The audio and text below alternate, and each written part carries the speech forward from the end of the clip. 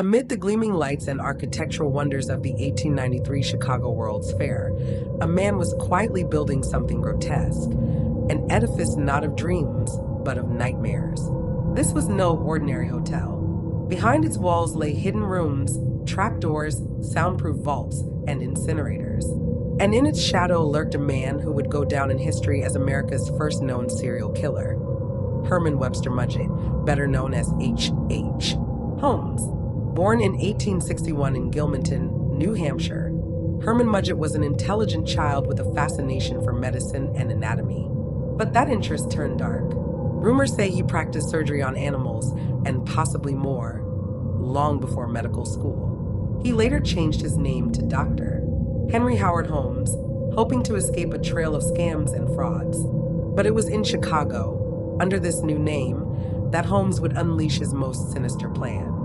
In 1887, Holmes purchased a lot in the Englewood neighborhood of Chicago and began constructing a 3-story building. To outsiders, it looked like a hotel or a pharmacy on the ground floor.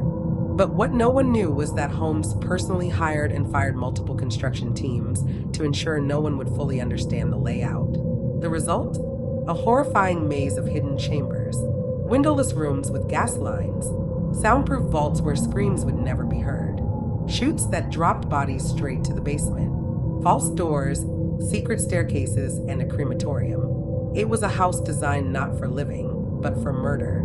The timing couldn't have been more perfect or more diabolical. In 1893, Chicago hosted the world's Columbian Exposition, attracting 27 million people from around the world. Holmes, ever the opportunist, advertised his World's Fair hotel to fairgoers, particularly young women traveling alone in search of adventure or employment. They would check in with dreams in their eyes. They would never check out. To this day, we don't know how many disappeared into that building. Holmes was not a man of rage. He was cold, calculating, and eerily calm. He often seduced or charmed women, luring them into a false sense of safety. Once inside the murder castle, they could be led to a vault that would slowly fill with gas, a room where floors suddenly tilted, knocking them unconscious, or even surgical rooms where Holmes would experiment. Bodies were dismembered, incinerated, or stripped to skeletons and sold to medical schools. What made Holmes even more chilling? He rarely killed for passion, he killed for profit. When authorities eventually raided the murder castle, what they found in the basement shook even seasoned detectives. A table with surgical instruments still stained, acid vats, lime pits, and quicklime barrels for dissolving flesh, bones, hair, and clothing, some traceable to missing persons. Holmes turned death into a business.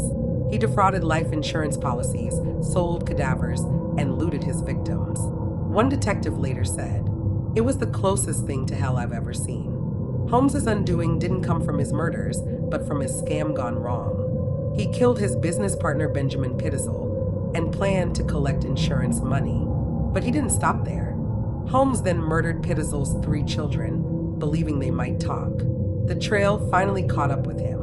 Detectives followed him across several states before capturing him in Boston in 1894. Under pressure, Holmes confessed to 27 murders, though many experts believe the real number was likely between 50 and 200.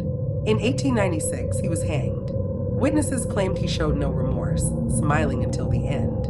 The murder castle was partially destroyed in a mysterious fire in 1895. The rest of the building was torn down in 1938. Today, the site is AUS, post office, but locals say strange things still happen. Lights flicker, whispers echo in the halls, and employees claim to feel cold spots or see shadowy figures. Some believe Holmes never left. In recent years, some have theorized that Holmes and Jack the Ripper were the same person. Why? The Ripper murders stopped in 1889. Holmes arrived in Chicago shortly after. A diary attributed to Holmes describes traveling to London. However, no solid proof exists. It remains one of the most chilling what-ifs in criminal history. Holmes wasn't a monster in appearance. He was clean-cut, articulate, and often described as handsome. But behind that mask was a man who built a temple to death, right under the city's nose. His story forces us to ask uncomfortable questions. What darkness can hide behind a smile? And how many others have walked in Holmes's footsteps since? If you found this story bone-chilling, make sure to bell subscribe for more real-life horrors from history. Thumbs up like the video if it sent shivers down your spine. Brain, and comment. Do you believe Holmes killed over 200 people, or is that legend? Until next time, stay curious and stay safe.